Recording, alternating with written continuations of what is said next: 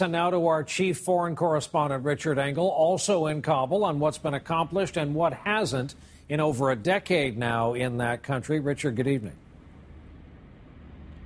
Good evening, Brian. This is a country where a group of lightly armed insurgents defeated the Soviet Union.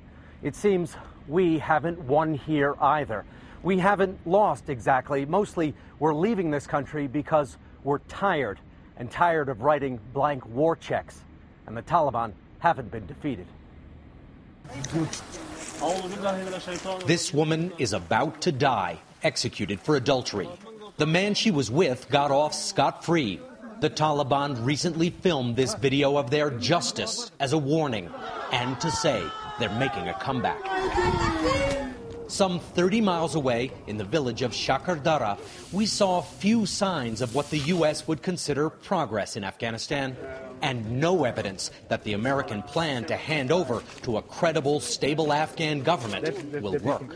These village elders tell me once U.S. troops leave, a civil war will begin, and U.S.-trained Afghan forces will not be able to stop it. Are you preparing for this fight? Are you already stockpiling weapons and ammunition and getting yourself ready?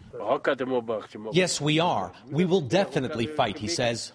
And what about the Afghan government? It's meaningless here, they say. You think it's possible that the Taliban will try and come back? Yes, they will, he says. It makes a decade's worth of American battles seem futile. It wasn't always like this. The United States military has begun strikes. At first, 1, 2, 3. The war had momentum and a clear purpose. Al-Qaeda, with bases in Afghanistan, attacked the United States on 9/11. Just 3 months later, the U.S. drove the Taliban from power. Al-Qaeda and Osama bin Laden were on the run. It was done with a few hundred CIA officers, special forces, and air power. A quick victory, but not decisive. And then came the distraction of a new war in Iraq. The Taliban regrouped, and the U.S. began a nation-building project that has been far less successful. The government Washington helped put in place is widely considered corrupt.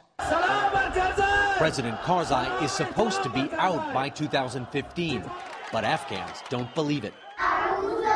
The war has brought some benefits to Afghans. 3 million girls now go to school. That was banned under the Taliban.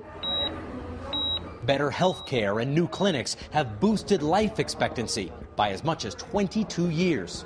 But those gains could be temporary if the villagers in Shakardara are right and the Afghan government can't hold the country together.